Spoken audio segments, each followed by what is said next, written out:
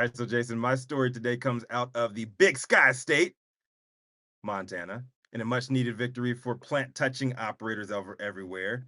Montana District Judge has effectively blocked cumulative cannabis dispensary fee hikes.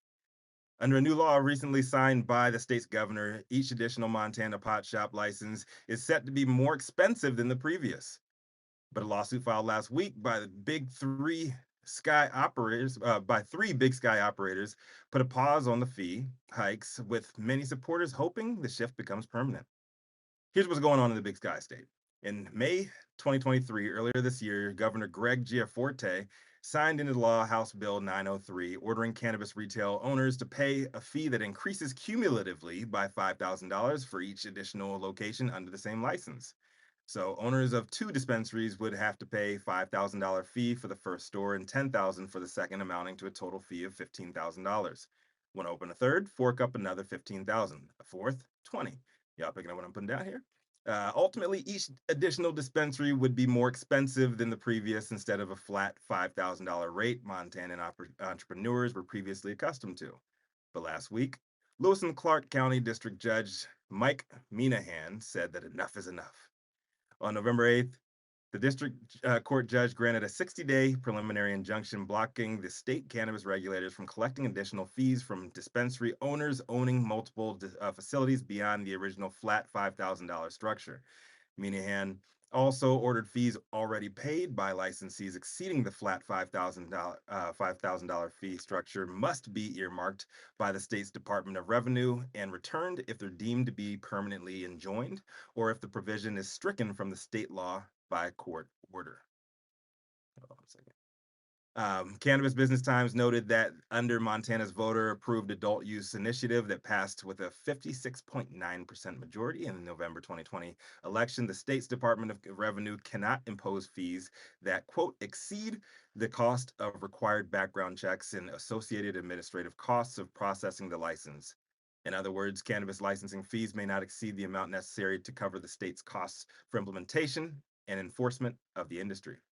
Per the Montanan Daily, three plaintiffs in the case said that the increased fees under HB 903 go beyond the cost of regulation and that what they owe for their licensing renewals under the new fee structure would cause them to close dispensaries and or lay off workers.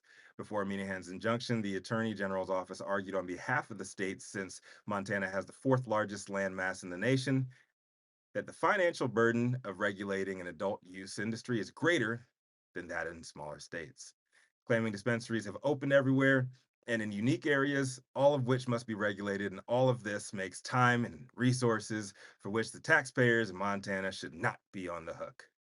Data from Montana Department of Revenue shows that since launching adult use sales on January 1st, 2022, Montana's licensed cannabis dispensaries have reported over $500 million in adult use and medical sales, averaging 26.6 million a month so far in 2023 this year, with sales generating nearly 90 million in tax revenue.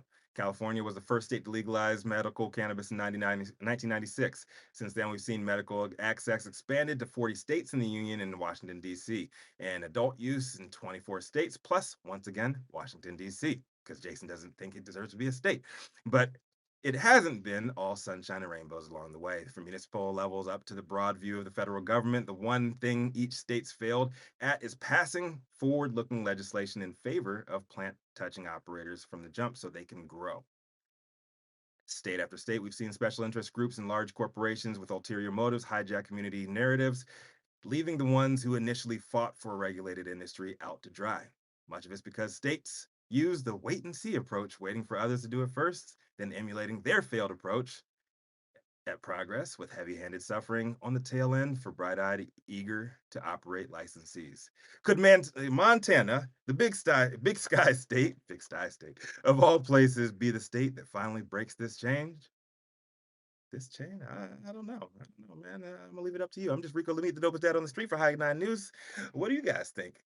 Could this be something that other states catch on to? Could we see an uprising, a resurgent of small operators being able to uh, um, economically approach expansion, just like the bigs? What do you think, Jason? My answer is no.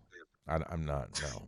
No, no. You don't see other states emulating this approach. This is a very, very a small I think business this is friendly approach.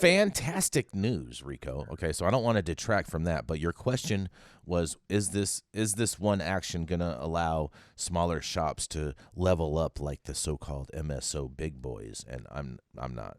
I don't see that as a reality. They're going to be able to afford expansion a lot. They may, but we're talking about expanding stores into multiple states and whatnot, and that's I'm not seeing that from this. Well, I'm saying in other states, I think they should follow what Montana is I doing totally here. agree with that. I do think other states should follow suit, and hopefully this sets some type of precedence in regards to that. And I'm totally in support of that. What do you think about this one, Rochelle?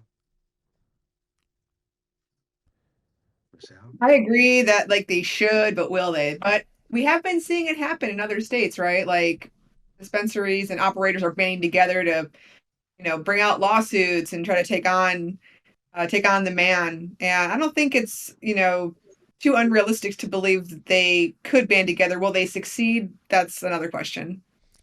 Yeah. Speaking of taking it to the man, Dale, what do you think about this? Well, what I'm sensing here is that other states besides California don't allow you to charge fees unless they're directly related to what it costs to enforce or to oversee the license or whatever it is you're granting. Uh, Mm-hmm. I've fought this battle in court myself. California, they want to charge you fees for every goddamn thing, Yeah, they do. and and it becomes a tax, and the tax has to go to the voters. Mm-hmm. That's the runaround we have here in California. I agree that you should stop this kind of stuff, but small operators, what it costs to get up and running, and then to throw money at these lawsuits, it's a big ask. Um, wish more groups would step up and take over these. But you've got to stop this somehow, and the courts will stop it, but it's expensive, and no one's going to pay your fees at the end. Go stop all this nonsense. So you're sort of behind the eight ball. It'd be nice, wouldn't it, Dale, if some of these like pro bono law firms that want to always claim to be doing so much greatness for different communities and whatnot actually funded some of these lawsuits to help get people get real relief, so they didn't have to fund them. Well, it would be, but those are marketing. Um, I don't want to knock anybody, but so much of this is propaganda, and they're just full of shit. They're trying to get people to come to their firm, and they'll do small things, but they really don't. Like the ACLU will go in and do things like this.